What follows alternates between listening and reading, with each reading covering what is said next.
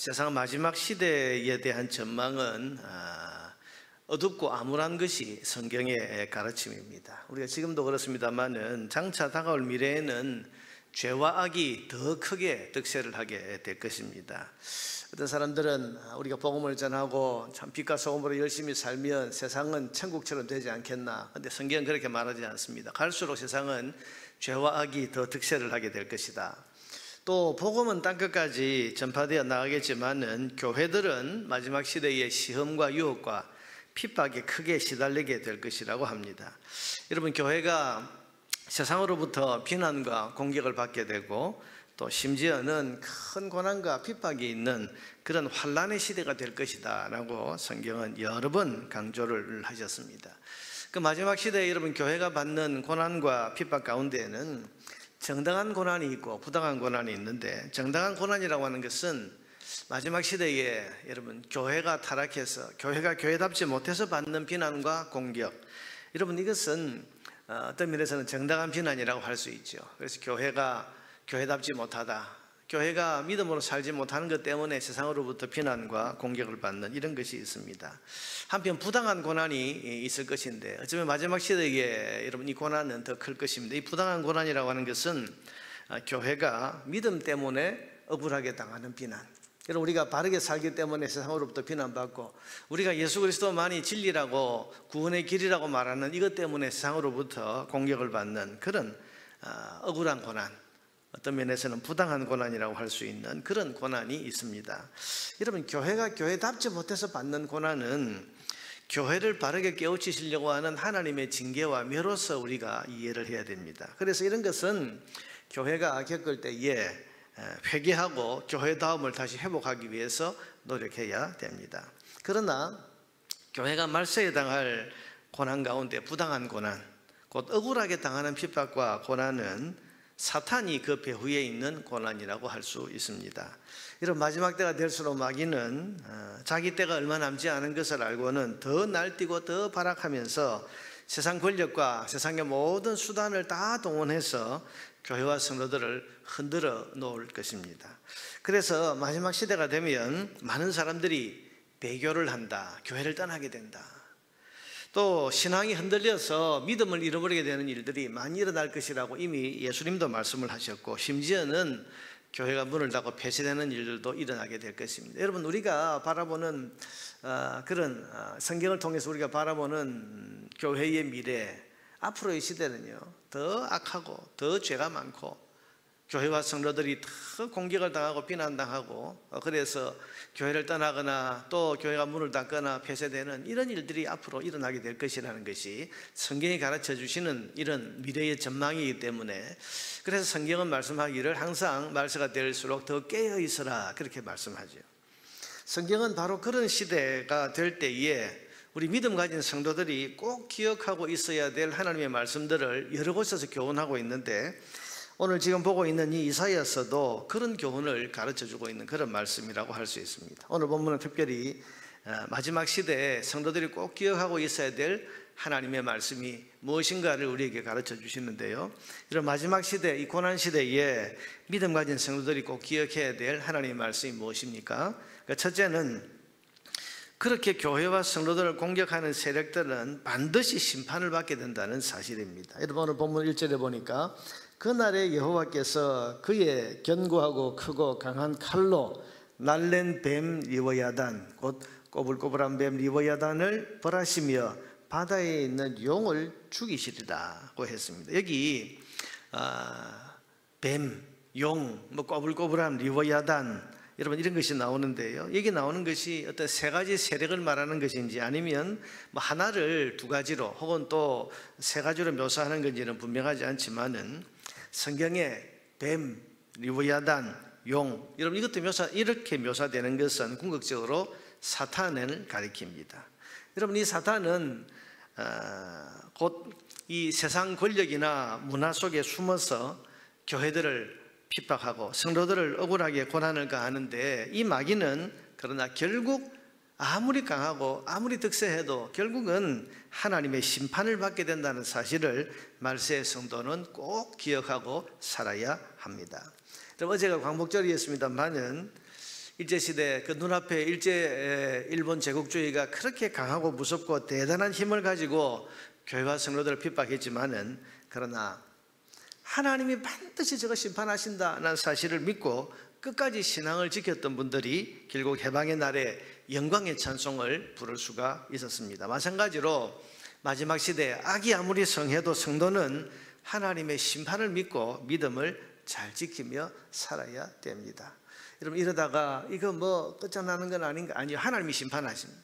마지막 때에 하나님께서 그 모든 교회와 성도들을 핍박하고 고난을 가해오던 그런 사단의 세력들을 다 멸하신다. 성경은 이미 우리에게 말씀하셨습니다. 여러분, 2절에서 4절을 한번 보세요. 그날에 너희는 아름다운 포도원을 두고 노래를 부를지어다. 나 여호와는 포도원 지기가 되며 때때로 물을 주며 밤낮으로 간수하여 아무도 이를 해치지 못하게 하리로다. 나는 포도원에 대하여 노함이 없나니 찔레와 가시가 나를 대적하여 싸운다 하자 내가 그것을 밟고 모아 불사르리라. 내가 그것을 밟고 모아. 여러분, 포도원을 공격하는 가시와 찔레가 아무리 많아도 하나님께서 내가 그것을 밟고 모아서 불태워버리겠다, 그렇게 말씀을 하십니다. 여러분, 결국 사랑하는 포도원을 지키시는 하나님, 가시와 찔레를 불태워버리시는 심판의 하나님을 믿음 가진 성도는 찬양하게 될 것입니다. 여러분, 우리의 미래, 교회의 미래가 아무리 어두울지라도 하나님이 지키신다는 사실을 믿어야 합니다. 보호하시고 대적을 물리쳐 주신다는 사실을 분명히 믿고 이 최후의 승리를 믿는 믿음 가운데 믿음을 끝까지 지켜나가는 주의 백성들 되시기를 바랍니다. 둘째로, 말세의 성도가 알아야 할 또 하나의 사실은 교회가 당하는 고난 가운데 정당한 고난은 회개를 통해서 극복할 수 있다고 하는 사실입니다. 여러분, 7절에 보니까 하나님 이런 말씀을 하십니다. 주께서 그 백성을 치셨던들 그 백성을 친자들을 치심과 같았겠으며, 자기 백성에게 매를 드시는 것과 그 백성을 치는 원수들에게 매를 드시는 것은 다르다는 겁니다. 또 백성이 죽임을 당하였던들 백성을 죽인 자가 죽임을 당함과 같았겠느냐. 그럼 같은 매를 맞아도 하나님의 백성이 맞는 매는 사랑의 매입니다. 돌이키기 위한 징계입니다. 그러나 이방 나라가 맞는 매는, 원수들이 맞는 매는 멸망시켜버리는 심판입니다. 여러분, 11절에 보면 가지가 마르면 꺾이나니 여인들이 와서 그것을 불사를 것이라. 백성이 지각이 없으므로 그들을 지으신 이가 불쌍히 여기지 아니하시며 그들을 조성하신 이가 은혜를 베풀지 아니하시리라. 누구를 향해 하시는 말씀입니까? 대적들, 원수들 향해서 하시는 말씀입니다. 지각이 없으므로 하나님의 반대편에 있어서 하나님의 나라를 공격하던 그 원수들을 하나님께서 다 불태워버리신다. 자, 여러분, 그러므로 교회가 당하는 고난 가운데 정당한 고난, 교회답지 못해서 하나님께서 꾸짖으시고 매를 드시고 또 교회가 여러 가지 어려움에 시달리게 하시고, 마치 여러분 이스라엘 백성이 바로 살지 못할 때 바벨론에게 짓밟히고 아수르에게 짓밟히고 포로로 끌려가고 그런 일이 일어났지만 그것은 자기 백성을 향한 하나님의 징계, 돌이키기 위한 사랑의 매였습니다. 그러므로 여러분, 교회가 직면하는 그런 사랑의 매 앞에서는 길이 있습니다. 어떤 길? 회개와 회복이 답이라는 사실입니다. 8절과 9절 말씀해 보면 주께서 백성을 적당하게 견책하사 쫓아내실 때에, 이 적당하게는 말이 뭐겠습니까? 하나님께서 한계를 정하시고 매를 드신다는 건데, 동풍 부는 날에 폭풍으로 그들을 옮기셨느니라. 야곱의 불의가 속함을 얻으며 용서를 받는다는 거죠. 그의 죄 없이 함을 받을 결과는 이로 말미암나니, 용서함을 받을 그 결과가 나타나는 것은 이것으로 말미암는데, 그것은 뭡니까? 곧 그가 제단의 모든 돌을 부서진 횃돌 같게 하며 아세라와 태양상이 다시 서지 못하게 함에 있는 것이라. 우상을 섬기던 이 죄를 회개하면 하나님께서 다시 회복시켜 주신다, 그 말씀이죠. 여러분, 같은 매를 맞아도 성도는, 그리고 교회는 회개하면 다시 살아납니다. 회복이 됩니다. 그러므로 마지막 시대에 여러 가지 고난을 당할 때에 이 고난당하는 성도와 교회는 자신을 살펴서 회개하기에 힘써야 되고, 하나님 앞에 회개할 때에 하나님께서 우리를 회복시켜 주신다, 이 사실을 믿고 자신을 살피고 회개하는 일에 힘쓰는 삶을 살아야 하는 것입니다. 마지막 세 번째로, 말세의 성도가 기억해야 할 게 뭡니까? 하나님께서 하나님 백성을 다 불러 모아 하나님 나라를 완성하실 날이 온다는 사실을 믿고 살아야 됩니다. 여러분 11절에 보니까 아까 읽었죠? 세상 나라가 심판을 받을 때 12절에 보니까 너희 이스라엘 자손들아 그날에, 또 그날을 말합니다. 여호와께서 창이라는 하수에서부터, 창이라는 하수라고 하는 것은 유브라데 강, 바벨론은 포로로 잡혀간 그들을 말하는 겁니다. 하수에서부터 애굽 시내까지 과실을 떠는 것 같이 너희를 하나하나 모으시리라. 여러분 우리가 과일을 수확할 때에 그 과일을 이제 하나도 남김없이 다 그 나무를 떨어서 수확을 하는 것처럼 하나님께서 포로로 끌려간 자기 백성 다 불러 모으신다, 그렇게 말했고 13절에 그날에 큰 나팔을 불리니, 이 나팔은 여러분 아마 나팔절, 여러분 나팔절이 되면 큰 나팔을 불면 모든 백성들이 하나님 계신 성전 앞에 모여서 예배를 드리는데, 큰 나팔을 불리니 아수르 땅에서 멸망하는 자들과 애굽 땅으로 쫓겨난 자들이 돌아와서 예루살렘 성산에서 여호와께 예배하리라. 하나님의 목표가 뭐죠? 구원받은 백성들을, 하나님 자녀들을 하나하나 다 불러 모아서 거룩한 예루살렘 성에서 하나님을 예배하게 하시는 것이 하나님의 비전이고 하나님의 최종 목표라는 것을 가르쳐 주십니다. 그러므로 말세의 교회가 힘써야 될 일이 뭡니까? 하나님 마지막에 하실 일이 뭐냐?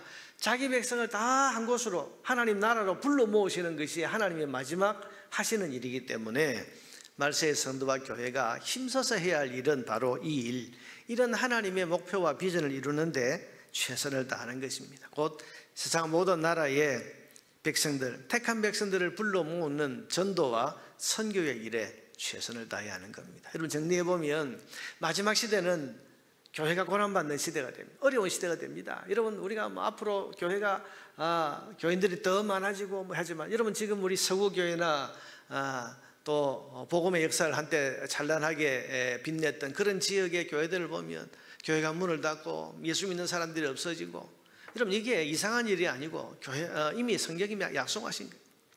마지막 시대가 될수록 믿음 지키기 어려울 정도로 교회는 비난을 받고 공격을 받고, 또 죄와 악은 더 득세해지고 하나님을 부인하는 사람들은 더 많아지고, 그러니까 여러분 말세에 믿음 지키기가 정말 어려운 시대가 되는데, 그 시대에도 우리가 놓치지 말아야 할 게 뭐라는 거죠? 땅끝까지 구원받은 백성을 불러 모으시는 하나님의 이 일은 계속되어야 되고, 하나님께서는 그 가운데서도 이 백성을 불러 모으는 이 일에 하나님께서 열심을 내시기 때문에 마지막 시대 성도가 해야 할 일은 바로 이 하나님의 비전과 목표를 이루는 영혼 구원하는 일에 최선을 다해 힘쓰는 일이라고 성경은 우리에게 지금 가르쳐 주시는 겁니다. 여러분 아무리 어려워져도 교회는 복음을 전해야 됩니다. 고난이 있고 시련이 있어도, 심지어는 핍박이 있어도 교회와 성도는 땅끝까지 만민에게 복음을 전해야 됩니다. 그래서 하나님 백성을 불러 모으시는 거룩한 하나님의 뜻에 헌신하고 살아야 됩니다. 여러분 오늘 성경은 우리에게 마지막 시대에, 어려운 시대, 믿음 지키기 어려운 시대에 성도가 꼭 기억하고 있어야 될 것이 무엇인가를 우리에게 가르쳐 주시는데요, 악의 세력은 반드시 심판하신다,